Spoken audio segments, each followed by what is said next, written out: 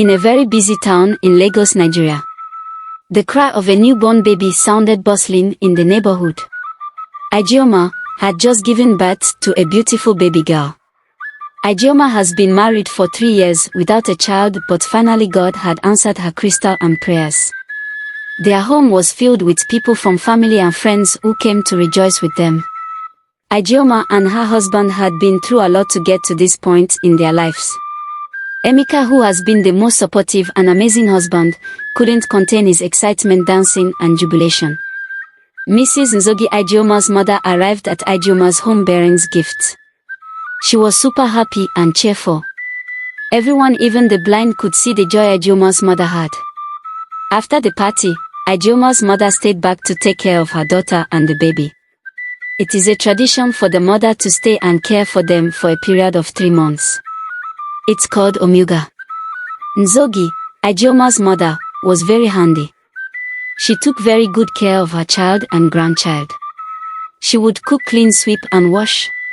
She even wouldn't let Ijeoma bend down. Everything was fine and normal. Emeka admired Ijeoma's mother for all her efforts and hard work. He always compliments her, buys her gifts and pays a lot of attention to her needs. Ngozi is a very beautiful woman. Her skin glows and shines and radiant like the sun. Her hair long, grey and beautiful.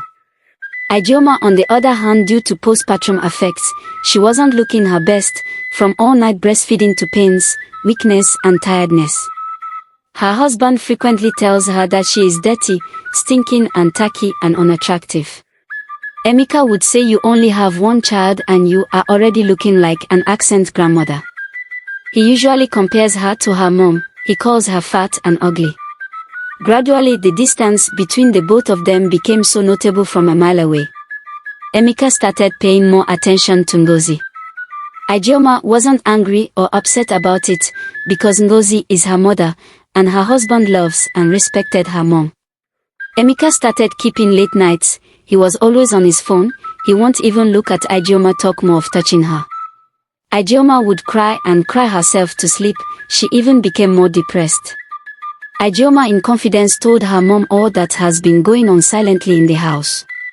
Nzogi was shocked that such a thing had been going on for a while without her noticing it. Ngozi told her not to worry and that she is just being paranoid and overthinking things.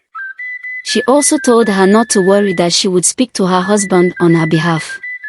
As time went on, Ijeoma also noticed a sudden change of attitude of her mother. She was acting strange, jumpy, secretive, nervous, and she was also always on her phone. She even started going out more frequently, dressing nicely, and even sometimes she doesn't return home on the same nights her husband doesn't return. Ijeoma summoned courage and decided to confront her mom about it. Ngozi's reply was a shock to Ijeoma. Her said, "What is wrong with her going out, or does Ijeoma want Tio tell her how Tio live her life?" As time flies, the situation of things worsened. It even came to a time after the 3 months Omuga period came and passed, but Ngozi refused to leave, and even Emeka told Ijeoma that he wants her mother to permanently stay with them. After a while, Nzogi became very sick. She was vomiting, sleepy, weak, nausea and tired. Ijeoma offered to take her to the hospital, but Nzogi refused the help her daughter offered her. Emeka started acting really strange. Ijeoma will see the both of them having a quiet argument, but once she enters the room, they suddenly become quiet. This went on for a while.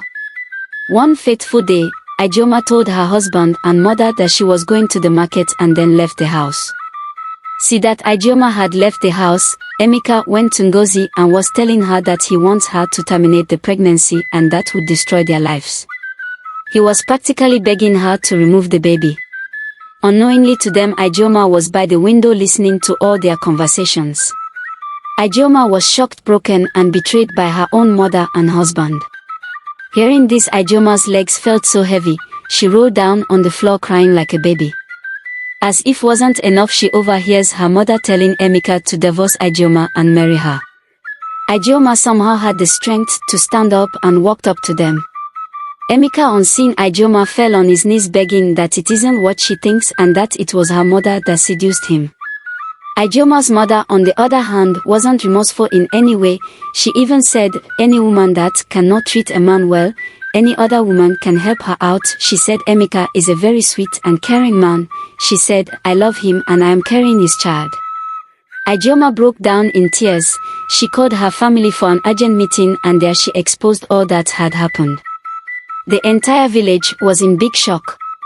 After a series of meetings, the elders decided to chase Emeka and Ngozi out of the village after giving them a well-deserved embarrassment. Ijeoma went on with her life. Luckily for her, she found a very handsome prince who treated her like a queen. They got married and lived happily ever after. She never saw her mom or ex-husband again, but remorse had it that they lived in isolation in a miserable, lonely forest.